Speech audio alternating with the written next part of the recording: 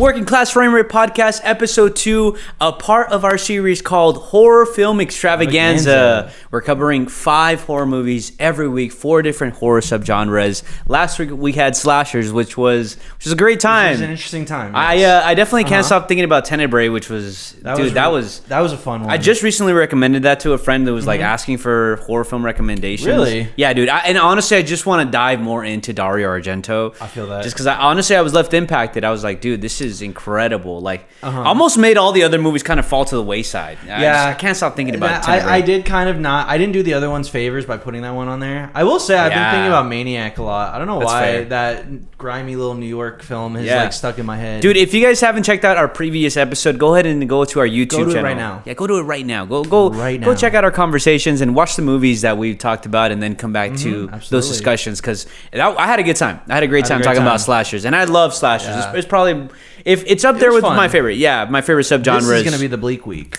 This week, we're covering psychological horror films. Yeah, we got a lot of movies to talk to you guys about today. I'm really excited. Some of these I didn't really like, but not necessarily against the films themselves. There's just part of those that genuinely disturb me. But I guess that's the whole reason, they're very nauseating. Right? Like, and it's hard for a horror film to disturb me. I'll be honest with you. Some of this stuff I was just like, dude, should this be in a movie? You know, I kind of went hard with these choices. I feel like out of all the weeks, this is probably gonna be our most painful one to get through. And starting off for our first film this week, we have 2004's Calvaire, directed by Fabrice I already failed. Fabrice Duvels, I think is the name. It's a Belgian film from Leave that in, Billy. That was pretty funny. Leave that in. Yeah, we got to let the Americanism shine. Yeah. A 2004 Belgian Western horror film out of the French New Extremity. This one I have actually not seen before our viewing. So this was one I threw on because it kind of was always on the list. And out of that period, it's the one I see get kind of talked about the least in the French New Extremity. Kind of mixed reactions. So I kind of wanted to discuss it ourselves, and I threw it on there, and I was curious, what did you take from Calvaire? So I do have some pros in here. I think the acting is really phenomenal. Okay. The lead is definitely doing some insane traumatic responses to what he's going through. He looked distressed. I fully believed what I was watching, and I think it only added to the gravity of what I was seeing on the screen. Also, the other guy who holds him captive, and I'm looking at his name is John Coukart, who is in a wide range of different movies. I think he is I guess there's not much details on his page here. I'm assuming he's a French guy. But he's also delivering an incredible performance in this movie. I like that about the movie. I thought there were some great images. I have a vivid image of him lying blood battered aside from the van that's going up in flames, and I thought it was like almost like a statement that movie was making, like, there is no return, like, you are not leaving. There is no return from this terrible film. Exactly. And I did like some of the implications of religious allegory in this movie. The shot with the crucifixion is like brutal. It's pretty awful. It is very, very brutal. It's almost it's kind of shocking to see that image when we have seen an image of a man crucified for like our whole lives. Well, dressed as a woman as well. Like, there's a whole context of just like cross-dressing we haven't even brought up yet. Oh, no. There's plenty to discuss about. Also, some imagery of him running in the woods felt very, very well done. The wide of the fog and him just screaming and running was haunting. But I liked the look of the forest. I thought the graininess of it, I think, if I can assume 2004 was shot on film, looked great. Like, I thought everything about it visually was fantastic. But I surprisingly was very let down from this. Me too. Also, if you are not a fan of any animal or sexual violence in your films, this film is specifically designed to upset you. Let's go to our pros first. So talk about what you did enjoy about this movie. Okay. So for my pros of this film, it's really just going to come down to visually, I thought it was well shot. And there are a couple sequences, specifically like him getting his head shaven. There's a lot of distress in that scene. And there's one scene that's basically ripped from Texas Chainsaw where they're all laughing at the table that I thought was well done. And the problem is that my pros are also kind of the cons. Interesting. So I think the problem I was extrapolating from this project was that the best sum of its parts is ripped from other stuff, like Texas Chainsaw. Yeah. I don't know. I was getting a lot of some of our slasher stuff, like, running around in the woods. Yeah. And it just kind of didn't feel unique. And then on top of it, there was a lot of elements of this story I found interesting, like the dead wife and why he's kidnapping him to make him his wife. Yeah. I assume the director had beef with rural people because he just thinks they're all animal fuckers. Yeah, that's crazy. Very angry. I've never seen a more anti-rural film in my life. Yeah, I wanted to get into some of the cons because I also was not a big fan of this movie. Mm-hmm. I thought this movie, and honestly, it's not even just the ripoffs. I don't really mind the homages, I'll be honest with you. I know some people have a problem with this movie with the homages or the straight ripoffs. I honestly didn't mind it too much. Mm-hmm. What I really wanted more from this movie was a little more fleshing out on the topics that it's trying to talk about. Yes. Like the cross-dressing, what it's trying to say about women, and at times it's just like it just lands flat. It's just like, oh, dude, like women have it rough, but you don't like delve into it. You also resort to sexual violence on screen, which is just in poor taste. Well, and there's actually an even like that. Those themes are also prevalent, but I thought the one that really kind of caught my attention with the character of Mark and the cross-dressing is the theme that was really starting to grasp my attention, though, was the way the men were treating men that they perceived as effeminate. And what I found interesting about our main character is how these sort of rural villains, these sort of hicks out of the woods, right? The poor whites are the poor whites, the evil French people. Yeah, basically start to violate him, and there's a lot of dialogue involving their perceived, I guess, effeminate nature of this man because he's a singer. And I thought that theme, especially in the relationship between men, and there's a lot of stuff involving that part of sexual violence towards men, and it just kind of doesn't go anywhere with it. And and then on top of the other themes you have mentioned, I just feel like none of them get fleshed out. And instead, what we get is this like collage of awful scenes. And I don't mean awful as in they're not well made. It's just like terrible nihilism happening to people. That's kind of about it. Yeah, a shock value just to add for shock value. That's it. There's nothing. There's nothing being really like it's trying to say something, but it doesn't really take it anywhere. Like anywhere. And then on top of it, and that was my problem. Is that it's just like it's like on top of the homages, I'm not really getting anything new that's interesting. And on top of it, I'm just sort of watching these unpleasant scenes. And specifically one scene, if you haven't seen it, go watch it, at your own will, Yeah.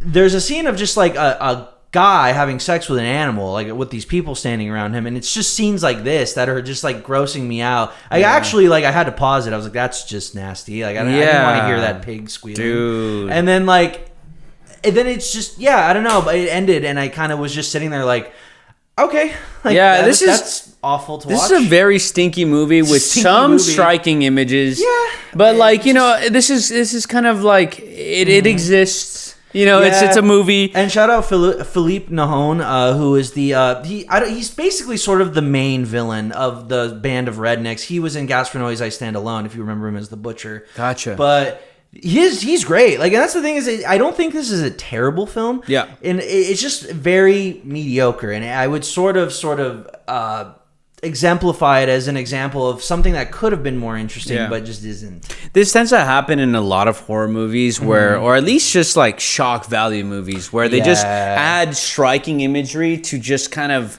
feel like, like something is crazy has happened just for shock value. Yeah. Which is one of my main concerns with Bring Her Back, but this is not a Bring Her Back discussion. So very fair. That's fair. That's one of my critiques. But like if you're 15, you'll probably love this movie. Yeah, you'd be like, whoa, dude, this is fucking crazy. But hey, look. If you like this movie and you could extrapolate some sort of mening, then by all means, cool, this is kind of a stinker.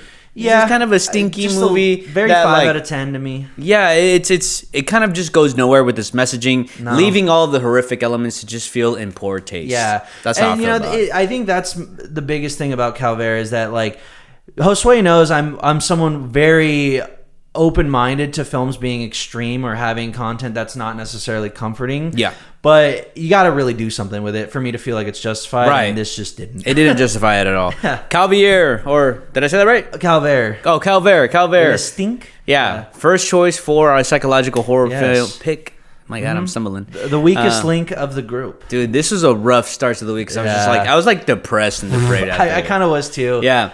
But anyways, that's our first one. Moving on to the second one. Our second choice is Tale of Two Sisters, directed by Kim Ji-woon, 2003. Kim Ji-woo. Did I say that right? Kim Ji-woon. Kim Ji-woo. Okay. I want to know your pros for this movie. Easy. This is easy. So, stellar atmosphere.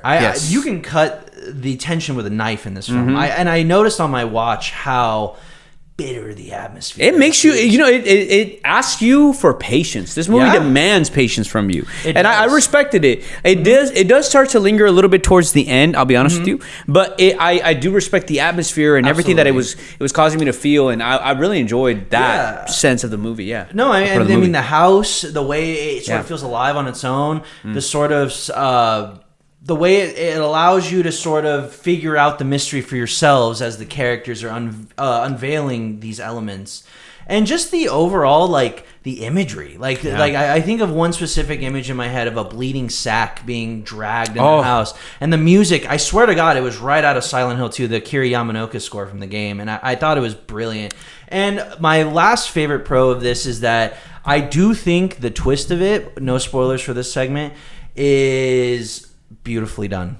Yeah, that's funny. I have on my notes too. The body bag in the closet. Yes, that scarred me. I was like, "What the fuck is that? That's clearly a body bag." Yes, like that. I don't know. And then dragging it. That was crazy. There's also the whole dinner table scene when with the lady having the seizure. Dude, that was wild. I forgot how fucking extreme it gets so quick. Like what's funny is I looked away for 5 seconds to grab my phone, and all of a sudden the lady you're on your phone while you watch a movie, bro? After I turned the screen off. But bro's just like Billy. Yeah. Shout out Billy. Basically, I looked away for 5 seconds. She's on the floor screaming. And it's not just screaming. She's like wailing. And I just forgot how just like uncertain that scene gets so quick. It's like, what the fuck is happening? Yeah.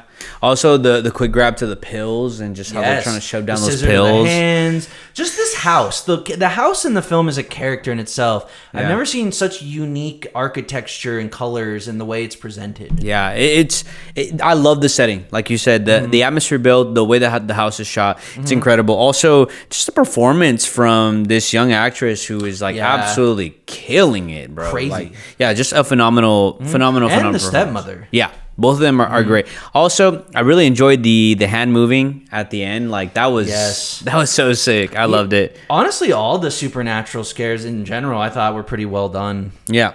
My cons with this movie is I honestly don't really feel like I connected with the twist so much. Really? I thought the twist was just like interesting, and maybe just because of the time and like fair. I've seen the whole like it is very akin to it's just a dream type of ending, which obviously it's not right. Yeah. It's just akin to it. You know what I mean? So you felt like it pulled its punch by doing that. Yeah, and like obviously like the fact that she's clearly like mentally disturbed by everything that's happened.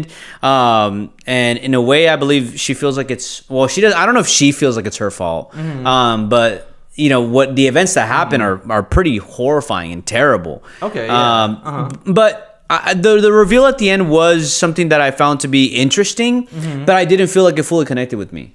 Fair. I admit, I think like the presentation of the twist is a little like I don't want to say half-assed because it's not like there isn't thought put into it. Yeah. It's just very like jumpy. Like it's just like I was just gonna say that was my problem. I'm remembering as we're talking about this. Is the movie feels like it ends like multiple times and it just like keeps going like whoa I think if you truncated like 15-20 minutes of this and just introduced a little bit of the twist a little earlier, I think it would have been smoother. Well, because I actually do like the twist itself, especially the twist itself is pretty good. Final scene, because I think that final scene really cements the bitter tone of it. Because like spoilers for those who haven't seen it. We find out that it's not that the stepmom killed the sister, but she got into this petty argument with the other sister right before walking in and just basically said like, I'm not gonna go check anymore, and this woman suffocated to death. So, oh my god! And that's what I felt with the whole movie. Is like it's just this like really bitter. Like you can just tell there's some resentment. Yeah. And that dad, and also fuck the dad for just bringing the new woman he's cheating on his wife with to the dude. The yeah, house. that was crazy. That's foul. Crazy and foul as fuck. And that's what I'm saying is it's like even though I think the presentation of the twists aren't perfect and the elements of the details. What is there is interesting. And I think, especially with the dad and the stepmom, there was some parts where I was like, ooh, these are some shitty people. All these movies are just like resounding the message that, men suck. Dude, these movies are angry. Yeah. That's the streak I noticed. And I don't know if this was subconscious, but I might have just been angry making this list. Dude, it's coming out. It's coming out, yeah. I'll be honest with you. There's not much else I can add on to the Tale of Two Sisters. I felt like this was an interesting watch. I did watch The Uninvited. If you have not seen The Uninvited... Go watch The Uninvited. This is one that I wouldn't recommend because it is pretty bad. But I did have a somewhat good time watching just the absurdity and how bad it was. It's just not. It's not really a good movie. But the pacing. One of the biggest issues I have with The Tale of Two Sisters is the pacing. That even though the atmosphere is built really well, it does overstay its welcome a little bit. Just a little bit. Yeah. And The Uninvited obviously cuts that, but that's because there's not. Yeah. It's not really wanting to say anything. 0%. Yeah, everything else is ass. But I have a funny story actually. I actually watched The Uninvited not knowing it was a remake. Interesting. When did you watch that? So I watched that like 2016. I was like, holy shit. And I actually watching The Uninvited, I was like, what is this reminding me of? Like, it was pissing me off. I'm like, I think I've seen a movie that's about this. Yeah. And then I watched Tale of Two Sisters. I was like, oh, I ripped it off. Then I realized, after doing some digging, I was like, oh, because it's a remake of a Tale of Two Sisters. Yeah, they just renamed it. Okay, yeah, I am seeing right here that Old Boy was made in 2013. So, yeah, it's right around that time for all these American remakes. But what should I have expected from an American remake? But look, I don't. I would honestly recommend A Tale of Two Sisters. I think it's a pretty good, solid psychological horror film. I would rate it about like a 3.5 stars. I give it like a solid 4. It's really just that pace that kills some of the tension for me. Yeah, if you're looking for some good twists, if you're looking for a slow burn, you got to give into this movie. It is a slow burn, but bitter injected in your horror. If you like some horrific images, if you're looking for that nasty stuff, you want to scream. Oh yeah, it's a tale of screamers. Tale of Two Sisters is our second choice. Moving on to the next one, our third choice for our horror film Halloween extravaganza. Yes, sir. For our second week. Holy shit, I'm tripping. Psychological horror. Second week is Angst. Angst, 1983 by who? Gerald Carl. And his only movie ever. His only film. He just made like one of the best and then left. Something about this. That's fucking crazy. I think this makes this even worse. Like, bro went crazy, filmed in. This was actually one of the more disturbing movies that I had watched. And I feel like it does it in good taste. I feel like everything about this makes sense. There's so much that I love about this movie. But, I'm going to let you go first because I'm feeling generous today. Go ahead. I love this film. Yeah. And it's kind of funny because this one doesn't sort of fit neatly in the psychological category. Yeah, I think, that's what I was saying. I didn't really feel like this was a psychological horror film. But go ahead and hit us with your reasoning. And I guess under most circumstances, I would categorize it more under a thriller. He's just a little stupid. He's a little slow. I was a little confused between the body horror and this. So the logic I was sort of applying to putting this in the psychological section really comes down to the performance from, I think his name is Erwin Lender. Who the hell is that? He basically is... Bro, making up names right now. He's in Das Boot, 1981. What? It's a military movie. Bro, he's just making up movies at this point, bro. You're just making up movies at this point. Wait, who are you talking about? So the main actor, Erwin, I think it's Lender. He essentially made this film psychological for me. Austrian actor. Yes. I think his performance in this and the sort of inner dialogue that we sort of sit with this whole film is extremely macabre. And I think that sort of disconnect between his sort of disorganized violence he's enacting and this sort of made-up schizotypal world he's living in his head transformed it from a typical just home invasion thriller to just a fucking marauding nightmare. Man, yeah, I really enjoyed his performance, and I think that terrifying. The backstory for the character was I was going to ask very you, did interesting. You watch this? There's a prologue. There's a version of this film where you see him in the beginning essentially doing the crime he went to prison for. Oh shit! Yes, I don't think I don't know because it's on version. the Blu-ray. I don't know if the version. Wait, what did he do? He basically killed someone. He shot it. I think if I remember correctly, because I didn't watch the one with the prologue this time, but if I remember correctly, I think he shoots her or stabs her. But he walks up to her door and just kills her. Oh yes, yeah. That's how the movie opens. Yeah, I don't think that's a different version. No, but that's added on because there's a version where it just starts him getting out of prison and it starts. Would it start with the backstory? Because that's where the prologue starts. With him walking up to that lady's house. Yes. He shoots and he kills her, and then it cuts to the imagery of the kid photos. It gives us his backstory. And then it goes prison. That's added. So that's what's crazy. Even the backstory is added. Okay. Well, and it's implied in the movie, but the original cut, if I specifically remember from the release order, because on the Blu-ray you have all 3 versions, but what's the 3 versions? So you had the prologue cut, and then there's one where it's introduced by Gaspar Noé, essentially on that. But essentially the prologue, I don't remember if it was added after the movie was released or if it was original, but in the version I watched, the original cut, he just leaves prison. You just hear him say like, "Yeah, I killed someone. I'm getting out, and I'm doing it today." Whoa! So it's even more like. It doesn't hold your hand even more because you don't even have that prologue. You're honestly, with him. I think that I might have preferred a version like that. Yeah. Like, don't get me wrong, I love this movie, but the intrigue of not knowing if this guy is going to kill again is crazy. Or if he's just crazy. Right. Yeah. There's a lot of mystery. And this movie definitely opens up with he kills someone. Yes. Then we find out his backstory, a lot of the stuff that really makes sense to why he is the way that he is. It's a horrible upbringing. Yes. Horrible. Filled with a lot of sadism, trigger warning, and a lot of violence. Yeah. And this actually child abuse. Child sexual abuse. Yes, a lot of really horrific stuff happened to him. And this actually, though, his mind state leads into one of my pros of the film, the camera work. The camera work in this film is amazing. Yeah. It's honestly, I think it's one of a kind. I've never seen such unique camera work and just basically the way it flows until probably like a Gaspar Noé. Dude, I was even going to say, I've seen stuff like this being done for music videos recently. Yeah. Just where it's like a motion follow capture type of deal where they're running and it follows their figure. Yeah, that's steady. Right. And this movie, came out in 1983. That's what I noticed right away with the prologue, with him walking up to that lady's house, the way that the camera was following him, and a lot of what we were hearing was just his breathing. He was like a creature just like locked into doing. He's very animalistic. Yeah, to committing the act that he wanted to commit. And he even explains to the police in the prologue where he's just kind of like, I just kind of went and I did it. Like there's no reasoning. Like I just. Well, he's just an animal. This is a type of. See, this is a psychopath that is like the definitional psychopath where it's literally like there's nothing there, and then.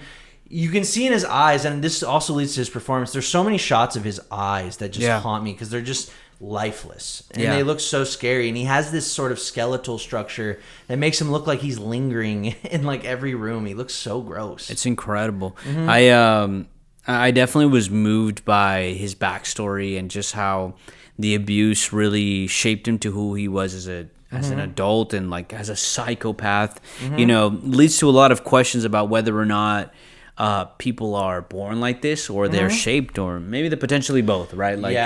And see, that's why I actually prefer the version without that prologue. Yeah. Because I think it makes it more ambiguous. Yeah. Well, I think I would have led to believe that he's just a psychopath. Yeah. Well, either version, he's evil, but I think what makes the version without that prologue scarier is you don't know how deep it goes until he's in that house, and you start to realize because the way the first act, especially with the music, the music, by the way, is so haunting. It's I love the score. The score is great. You can't tell if he's kind of just a crazy guy. He's crazy enough to do something. Yeah. But it isn't until that house and he starts actually enacting his violence is when you start to really realize how deep it goes. I can't even lie. I already kind of knew it, or at least I felt it when he got into that taxi cab. I agree. With that woman, and then he's taking off his shoelace, and she's like, "What are you doing?" He's just kind of staring off. Yeah. He's tweaking. Yeah. Bro off the perk 30. Dude. Well, he's just talking to himself, and that's what was scary. Is like I was saying, where you just have scenes like that, even in the house when he is sort of spoilers. If you guys haven't seen this, please go watch this before I get to the section. Yeah. He's drowning this special ed disabled man in the bathtub. And while this is all happening, he's like talking in his head. He's just like, yeah, you know, when I was a kid, I just kind of wanted to do this. Oh my God, we haven't. Yeah, let's dive into the whole house break-in. I mean that's. I mean that's the movie. That's the movie. That's the movie. Becomes a nightmare. It takes place all in one night, and you know the minute he gets there, nobody's home except for the disabled kid and the dog. The dog. Yeah, the dachshund. Oh wait, no. The dachshund shows up when they all pull up. Yeah. That's right. And dude, just seeing him, I was like, dude, is he gonna like fuck him up? I was like, oh, when he like leaves him alone for a second, I was like, oh, I guess maybe he has, like he's not interested. Yeah, he has a meter for who he decides to kill and who he doesn't. Yeah. Ultimately, we find out that that's not true. That's one of the worst deaths in the movie. Yeah, that was horrific. But even him just walking around that house, and when they arrive, I was very curious to see where it would go. And I think what I was rationalizing in my head was because he was forced to commit acts of violence against this woman who was into very sadistic things. Yeah. She's making him do this as a kid. I feel like it wasn't even a sexual gratification. It was almost like just a human or like a carnal pleasure. He's just like a sadist. Like, I almost view him as... It was almost like a hunger, like it was his food to eat. Well, kind of. Well, I mean, I was telling my girlfriend, because my girlfriend watched this with me yesterday, that she was noticing alongside me where when he was walking around the house just sort of lingering, I was like, it's not even like a human. It's like it's like an animal just wandering around. And like even the scenes where he is like murdering them, like, you know, I think of the scene where he's like strangling the mother in this household, the elderly lady.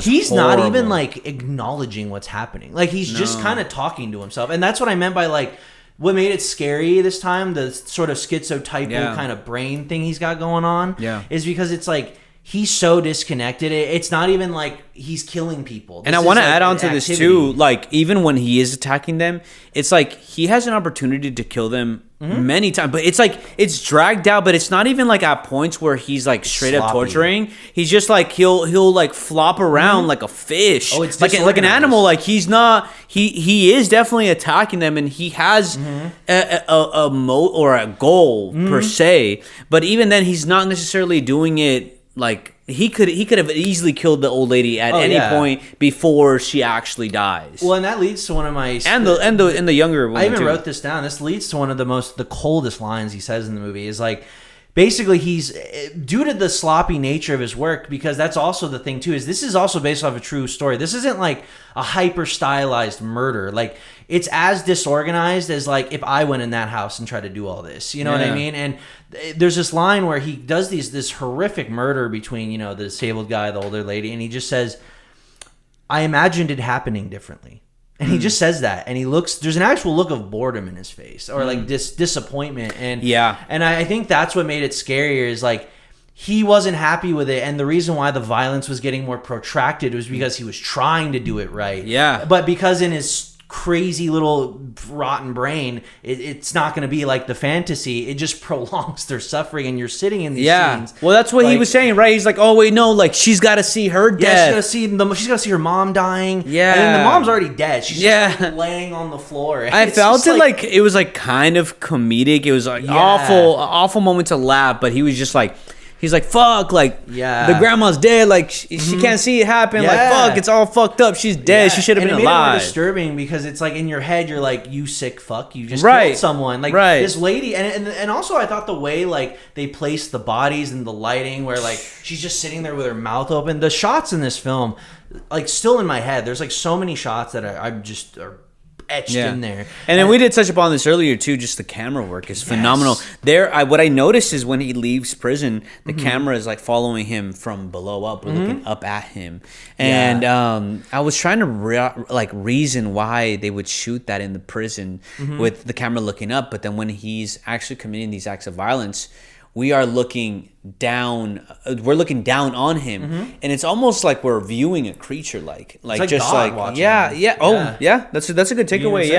Well, because you were asking, it's funny, we had a discussion about this, and you were telling me about how like the shot selection seemed a little like strange, and I was like, the way I perceived it is like it's it feels detached, like our main character feels detached. Where it's showing you these things, and there's this disconnect between what we're thinking and what's happening. Yeah, and also what I love this was there was a shot when he's leaving prison, and it's a very unconventional shot. It's like peeking in through the top of a doorway. There's the door's open, but we can see what's going on.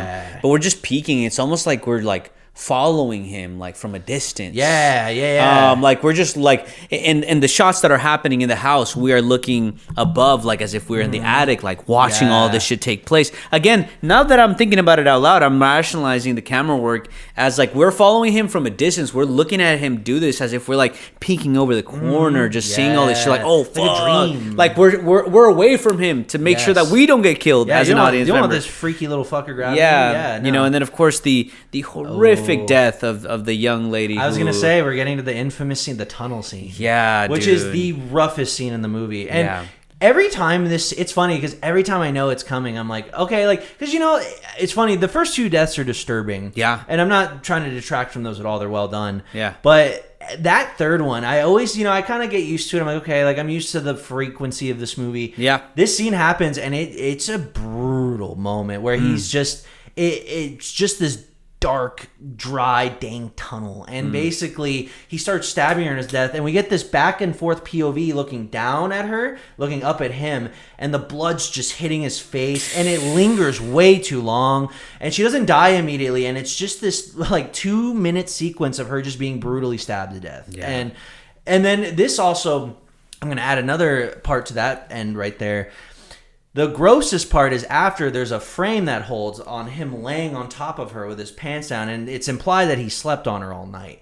And the shot of him laying on her and her gray face looking at the camera while there's blood all over the wall, stinkiest frame of the year. Stinkiest frame. Holy shit. And he's coughing. I was really taken aback by her face and how discolored it looked. It was like, it was like a green, like just, It was so sad. And then, the ending is just as horrible because he literally could have gotten away with it. Like he just could have driven. But he's disorganized. Like that's what's funny is like he said it's once again it's like he's talking in his head like I'm gonna do all these things, and then like instantly clips a car, and like I always thought the ending was a little goofy when I was younger, but then I was like, no, it makes sense. Like he's not like a super killer. Like he's not Hannibal Lecter. He's not just normal. He's we just know an this erratic animal, and like he just, of course he would get caught immediately. There's no plan. No, I mean he acts weird even when he's not killing. Like we saw that scene in the diner when he goes to the diner, he orders that wiener, he just like dip and he's biting it in the juiciest frame I've ever seen of a sausage being bit. Dude, that's right. I'm remembering those frames. The close-ups.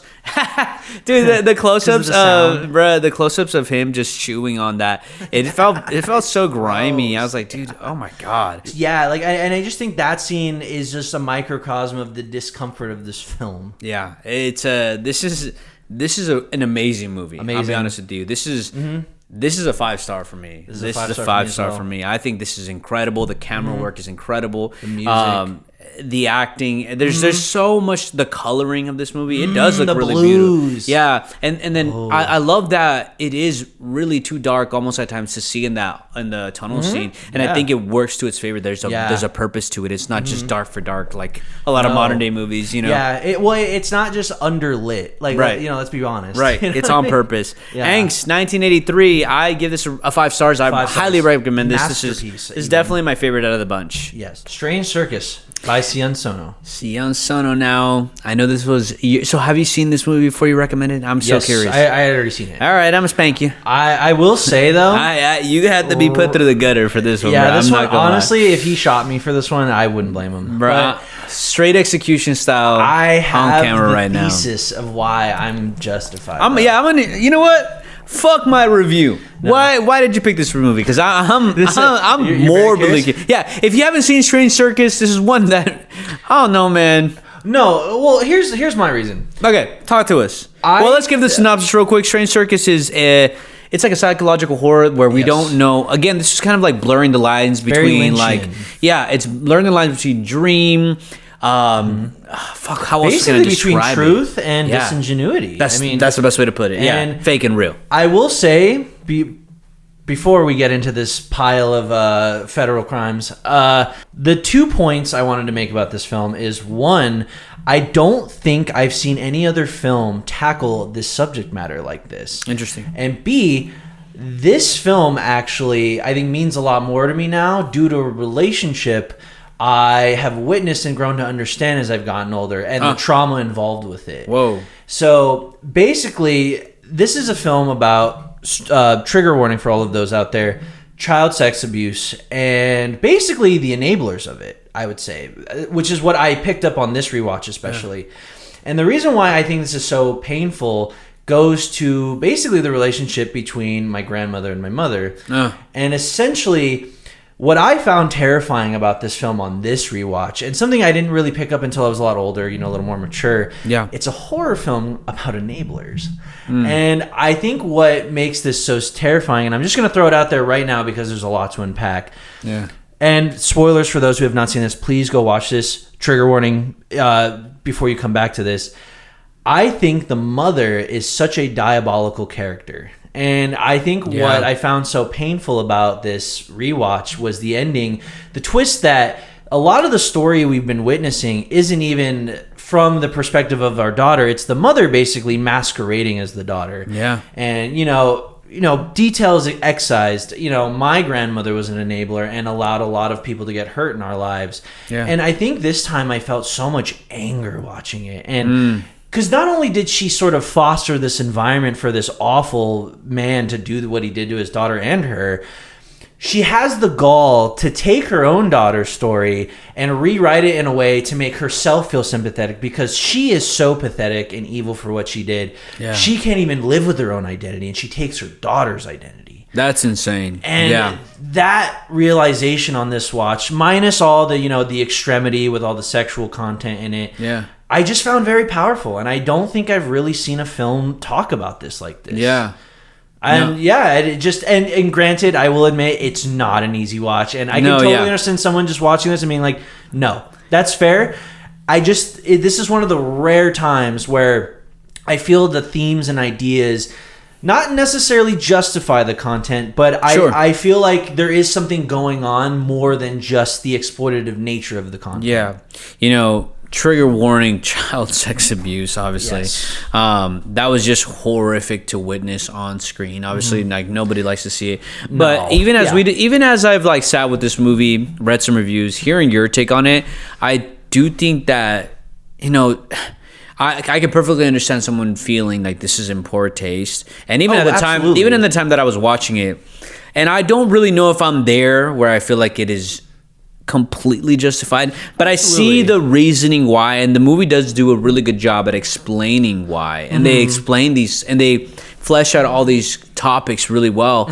And it's such an interesting watch for the first 15-20 minutes, or because you're living her story that she's written, right? So we're seeing everything through the perspective of the daughter. I mean, wow, her story is horrible. Painful. It's such a terrible thing that she went through, and then the lines start to get blurred about who is who and how she wants to be her mother, and then the twist happens. And again, if you haven't seen Strange Circus, and if you can stomach very bleak. And this is a transgressive film, a very, very transgressive film.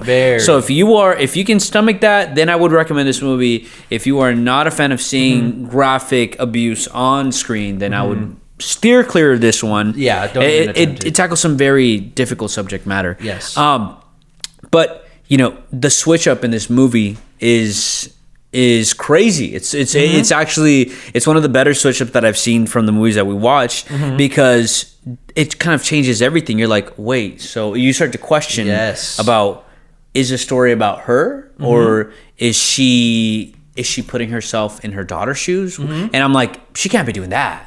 Yeah. But then you're like, oh my fucking God, she is putting herself in her daughter's shoes, and she is telling a story.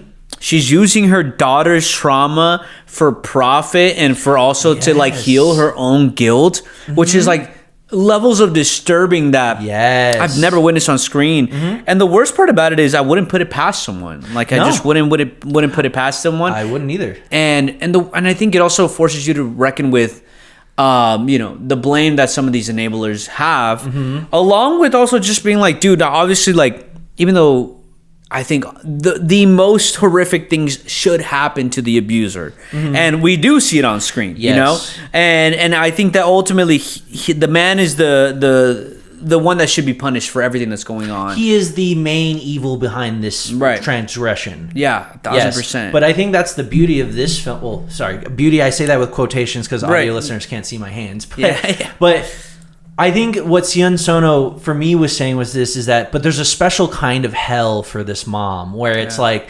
sure, she's not necessarily the one doing the abuse, but it's like at a certain point of enabling, it's like the line is so thin, it's like there is no difference anymore. And I think that's why, because the first 30 minutes of this film is probably some of the most putrid imagery I've ever seen, even though it's beautifully done Lynchian wise. These red flesh walls, that's what I was. The TV with the dad and how gross the lighting is.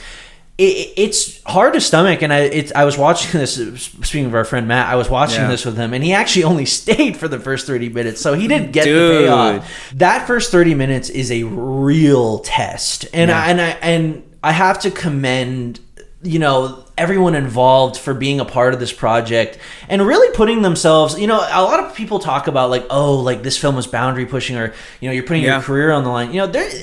If you were in this film. Wow, like that takes a lot of bravery, I will admit. You're putting a lot on the line, I just think it's like, even if because I actually agree with you that I don't even necessarily think every decision and how it was portrayed is like a correct, or I would do the same thing. But I think it's that landing that makes me grant it that favor. Even as we're talking about this, I'm sort of, as much as I was disturbed and frankly would rather have not seen that on my movie, I almost feel like it's necessary. And and obviously, dude, if you're watching this review, obviously I don't prefer my movies to have like rape scenes or assault scenes. I don't want to see that on my movie. I feel like it can be heavily implied. Exactly. And I would honestly opt for this movie to imply it as well. But I do think that the effect is actually has a payoff, and there's actually meaning. And even in our conversation right now and discussing this is giving so much more weight to this movie. And sometimes that's why, like, there needs to be media literacy. And I think that's discussion. What even seeing, like, some people have a hard time seeing death on screen, which I understand, and like, but separating the art from reality and like understanding that that's not actually going on, and being able to dissect what the movie is trying to say. And especially if you're going to go to these lengths, you have to have you better be doing something with this that is not exploitative. Well, it's what separates this from Calvaire. I mean, Calvaire has very similar themes, but this one has worse depictions. But yet they are able to tackle the subject matter with respect and with the gravity that it deserves. Well, I felt like I left Calvaire with a bad taste in my mouth, where I left Strange Circus thinking, and I was like, I didn't enjoy that, but I can definitely say that was unique. I found the visuals to be very creative, the performances, just everything about it. I felt like they were really trying to say something, and even if like I don't think I could ever really watch this again. I think that was probably the last time I'm going to watch it for a long time again. I can respect it, and it's like, that's why I say it's like, I don't necessarily enjoy this film, but I think it is a powerful piece of art, and I think there is value in discussing it. This is definitely a visually shocking movie too. The colors that are used in this movie are gorgeous. The metaphors. There's so much to dissect that we would need an entire different episode for this. I'll be honest with you. And the cello case alone. I was just thinking about the cello case and the hole and the spaghetti and shoving fucking food down there. Yeah, the TV with the eyes overlooking all the students. It's so layered. There's a lot to enjoy from this movie, or at least a lot to take away. I don't want to say enjoy. We gotta be careful. Fun, guys. This one was definitely a hard watch. And I do want to pick this conversation up for another episode. If you have not seen Strange Circus, go ahead and check it out if you like. At your discretion. At your discretion. Trigger warning. This one's a really, really heavy watch. There are graphic sexual assault scenes on this in this movie. Now, we'd like to give whoever's listening a heads up to know if this is not something that you can stomach, which I understand. I almost could not finish this movie. If this is not something you can stomach, please don't even attempt. I'm very intrigued to come back to this one, but for the sake of our episode and for the sake of keeping this pushing, join us if you want to watch this movie. If not, that's going to conclude this episode for Strange Circus. All right, the next pick that we have is The Devil. This is 1972, directed by Andrzej Zulawski. And we actually both sat down and watched this. This is actually on YouTube with English subtitles. Free. And what the fuck? And that was a masterpiece. Masterpiece is crazy work. I can't lie. Explain to me your reasoning. Explain to me your pros. Dude, how can you not? It's like talk to me. Tell levels.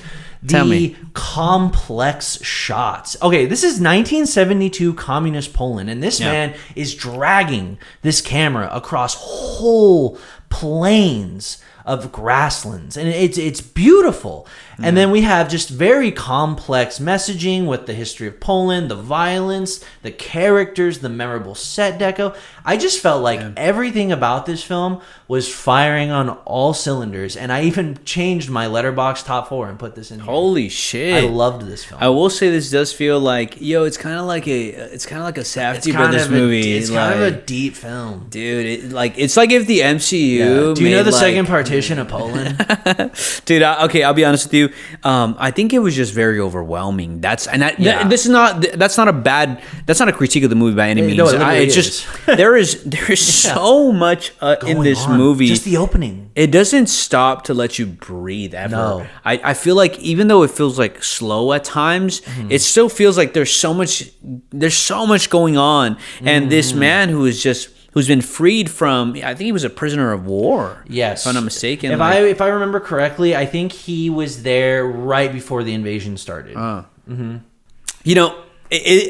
don't mean to come off like a newbie or like a new guy into movies, but I did feel like the pacing was very chaotic, akin to like a Safdie Brothers movie. Where is that like too new? That's a little bit. I just started watching movies. I just started watching movies. It was kind of hard to look you in the eyes when you said that.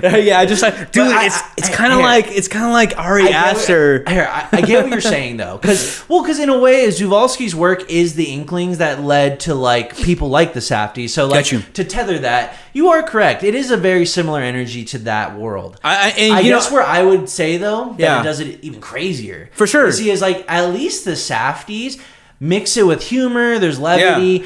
Well, I want to reframe. Sorry, go ahead. So, no, you're good. The way I always view Zulawski's work, especially because you've also watched Possession. Yeah, his shit is a roller coaster. Right. It hits that once you hit that dip, it's like it doesn't stop. It's unbelievable. And I want to reframe my statement. I do want to say that you could see this guy's director's influence on Safdie Brothers' work. Or even a lot of modern day filmmakers. Yeah.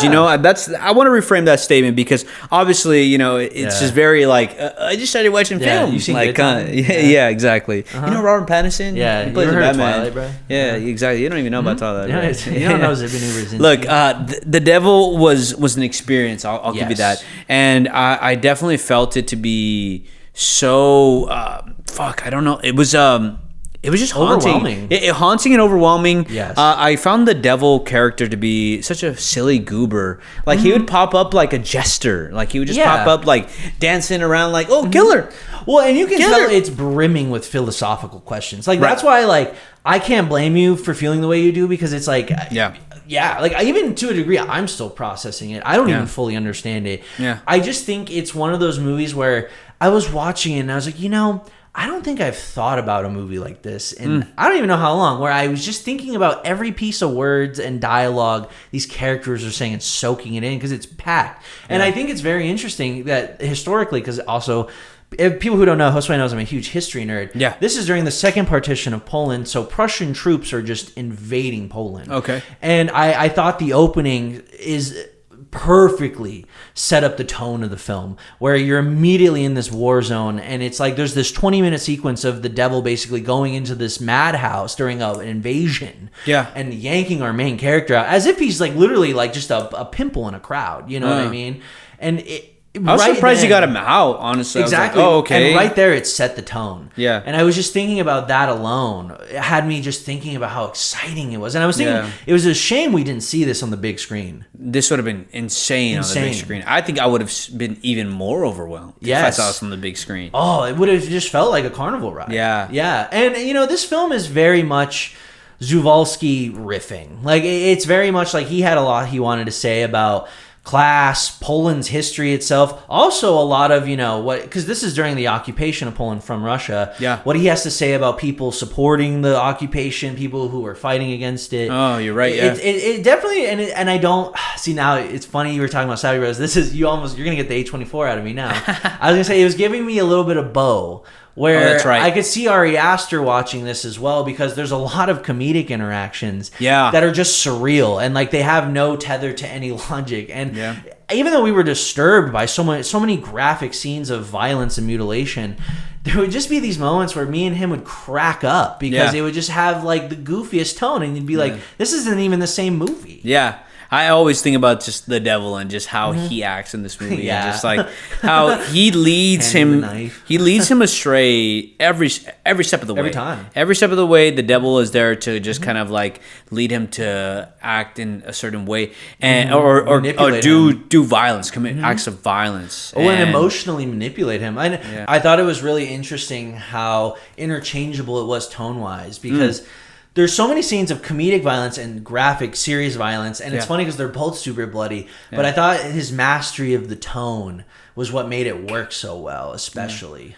I was very intrigued by how he was around women and how he even his sister kind of wanted him in a romantic way, or at least it was very much like reliant on his love and like actually really cared for him, and like even how he was with that other lady from the cult, and how she wanted him, and it was more of a sense of like he was like more of like a man who was like outside of the boundaries of a normal or a decent acting man, and it was like intriguing to. And he plays into his worst impulses. Like one of the most graphic scenes is when he slashes that woman's throat, and he runs out of this sort of whorehouse.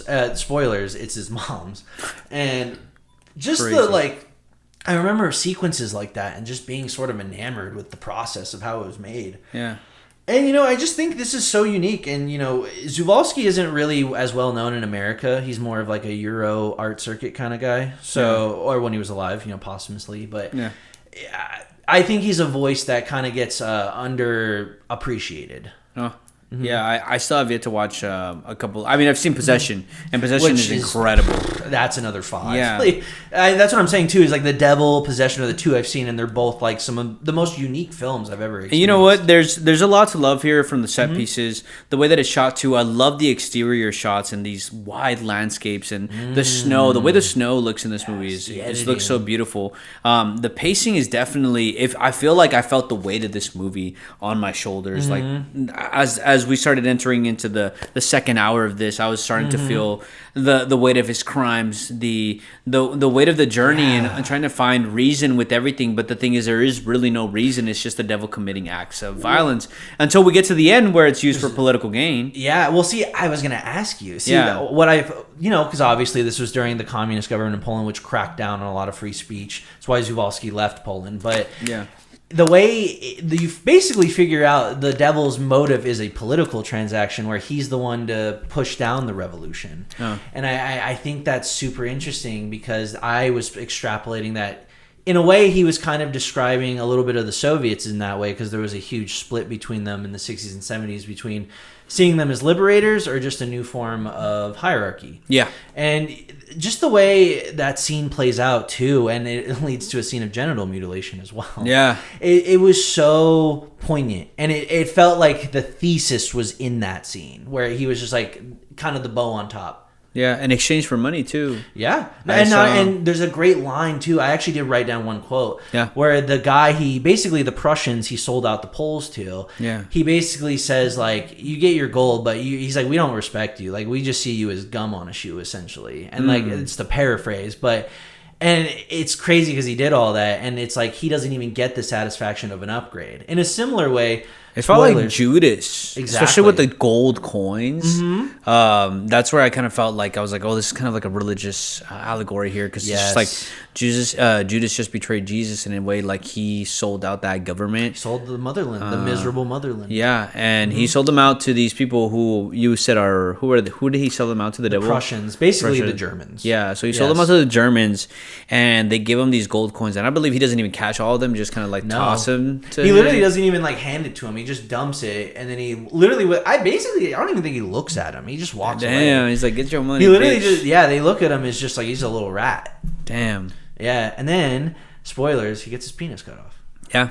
I remember that. And that's one thing I also have to hammer home too. It's like serious ideas being like thoroughly vetted and discussed, and then it's like penis gets cut off. Like that's this movie. That's why I meant like the bow comparison, because I was like, Ari Aster is very in tune with movies like this, so I was like, I could see where he could pull that like Zulawski's love of like doing absurd violence with very serious themes. Yeah, I look, I actually recommend this movie highly. I think this is a journey that, if you're into weird, freaky movies and you're looking for something that's going to actually challenge you as a viewer, I can't recommend this movie enough. Only because I'm still grappling with what I experienced, and just how the devil just worked his way to use this man to commit acts of violence and then ultimately use it as a political gain.